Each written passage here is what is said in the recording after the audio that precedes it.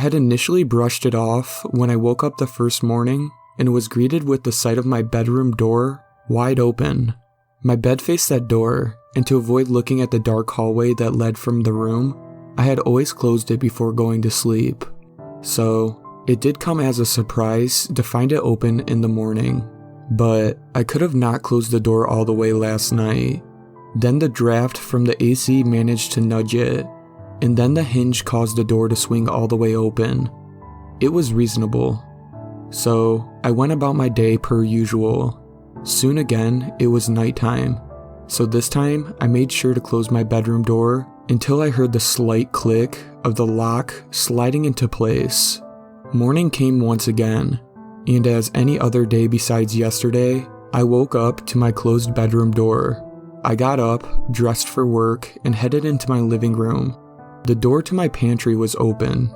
Not cracked open or half open, but so completely wide open that the door was resting as far as it could go on the connected wall. Last night, I had gone out to eat with some friends, so I know that I wasn't hungry in the evening and wouldn't have gone into the pantry, but maybe I left it open that morning when I left for work. I had gone in there yesterday morning and was a bit rushed, so I could have left it open. It was reasonable. Still, I forced myself to go about my day unfazed. The next morning, the door to my guest's bedroom was wide open. I never went in there, since I barely ever had guests, and only about once every few months did I go in there to clean it. However, I happened to stop by that room the other day to grab some extra sheets. Since I rarely go down that hallway, never mind looking down it every day. I could have left it open when I grabbed the sheets and didn't realize I didn't close the door all the way. It was reasonable. The next day passed in a paranoid blur. I kept checking over my shoulder, never quite focusing what I was doing at work. Sleep didn't seem like it would come easy, so I downed a few melatonins and was out. Early next morning, I shut off my alarm and sulked about getting ready. I was still a little drowsy from the pills, but nonetheless headed out of the bedroom without delay. I was met with a slight breeze as I went further into my house. I rubbed my arms as the house seemed to grow colder and colder as I made it into the living room. My feet froze as I took sight of my front door completely open. Now, I knew I definitely did not leave the front door to my house unlocked and wide open. The only logical conclusion was that someone must have broken in, stolen some valuables I had. I phoned 911. Texted my boss that I'd be late, and waited for the cops to arrive. They came shortly thereafter, and immediately set to work. They investigated everything in my house from my front door to my bedroom. I sat on my living room sofa the entire time, and once they had finished, they came to join me in the conjoint love seats across. Now, the memory of the conversation is slightly fuzzy, but it went as follows almost exactly. "Miss," one of the officers began, "did you notice any valuables of yours missing? Any jewelry or maybe some money?" I had shaken my head saying, "No, I don't keep much cash in the house, and the only expensive jewelry I have is my wedding ring. Last night, I had fallen asleep with it on, since most days I couldn't bear to take it off, even though Philip and I were divorced. It remained on my finger, even now. As I typed this out, there doesn't seem to be any forced entry," the other officer began, clasping his hands in front of him. Heck, I'd even go on to say that whoever opened the front door had a key. "Are you sure you closed it last night?" "Yes." I sat up straight in my seat, annoyed that these officers would accuse me of such. "You think that I wouldn't make sure my own front door was closed before going to sleep?" One of the officers held a hand up, gesturing for me to take it easy. "Ma'am, we're just saying, there's not a single sign of a robbery. Nothing is missing or indicates a break-in." He put the hand down. "Does anyone else have keys to your house?" "No one, just me. I bought this place after my divorce. Do you keep a key under the mat outside, or any hidden key that remains outside the house that someone could have found?" "No." I'm far too paranoid to do that. Both of the officers stood up, signaling that it was time for them to leave. They told me to retract my steps of last night and to rethink about when I think I closed my front door. Then one of them gave me their card, telling me that I can call them personally if anything else happens, since they are already familiar with my case. They probably thought I was some crazy loon who had gotten drunk and or high last night and had forgotten to close my front door. But, I mean, what other explanation is there? Is there even one? I just can't believe that I had slept through the night, unaware that my house was wide open for anyone to walk into. I ended up skipping work that day. Something was happening in my house that occurred while I slept, and I was going to get to the bottom of it. I couldn't just brush it off like before. That night, I slipped into bed. I knew that whatever was causing my doors to open only occurred while I slept. Yet when I closed my eyes, sleep wouldn't come. Maybe the fear of this situation was to keep me awake. A few hours passed, and I may have dozed off, because when I checked my clock, it was 2 a.m. This was probably a good time to check on all the doors in my house, to see if anything had happened. I went to get out of my bed when something sounded outside my bedroom. It was the slightest creak of a door opening. I froze, my eyes locked on my bedroom door, my body refusing to move. It's probably just the AC nudging a door open. Soft, padded footsteps sounded in the hallway from my bedroom, thumping ever so preciously. They got louder, up to the point I heard what sized being would produce that loud of footsteps on carpet. The footsteps continued, increasing in proximity, when I heard them outside my bedroom. Someone was in my house. This someone must have been the one opening the doors, keen on the idea of tormenting me. Maybe some homeless person snuck into my house at one point in the last few days. I heard the faint jingle as something latched onto my doorknob. Then it was turning, and my door gave the slightest creak to let me know that it had been opened. Petrified, I remained completely still. I hastily glanced about my bedroom.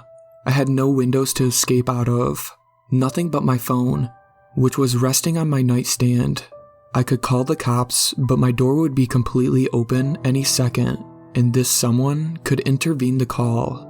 Who says they're not clutching a knife and prepared to take me down if necessary? This person has been about my house already while I sleep, and I figured if I pretended to be asleep, they should just leave me alone just as they did the previous nights. Immediately I grabbed my phone, flopped into bed, and pulled the covers to my chin. The minute I closed my eyes, the door wheezed and a slightly larger creak that told me it was all the way open. Then it was just silence.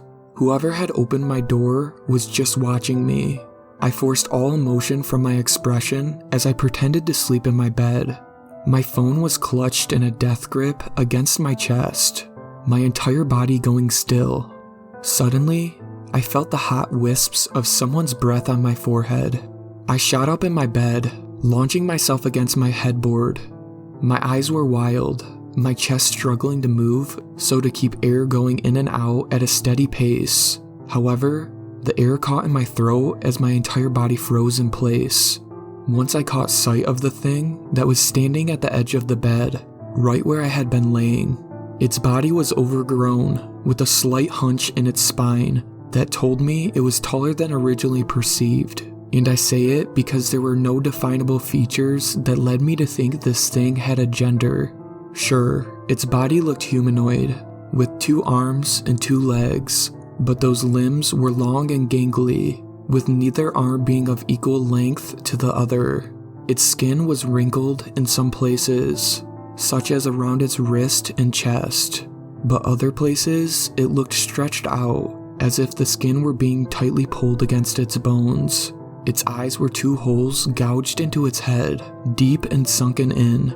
No eyeballs nor eyelids to showcase how this thing could even see. Above the eye holes was a thin layer of greasy hair strands, dark in color, contrasting to this thing's pale and male-formed skin, and below all of that, on its face was a thin and dried-out mouth, one that slowly stretched into a tight grin, revealing its set of black and decaying teeth. I opened my mouth to scream, but no sounds came out. My eyes were frozen on this thing. The creature took a step forward, its legs bumping against the side of my bed. It moved one of their arms backwards before they violently swung it forward, their claw hands intending to make purchase in me. I managed to flatten myself against the headboard, avoiding its swipe. My breath caught in my throat when I waited for them to do so again, since it had missed me the first time. As predicted, the thing swung its arms exactly the same as before. My earlier assumption was correct. This thing, with its sunken-in holes for eyes, must have been blind.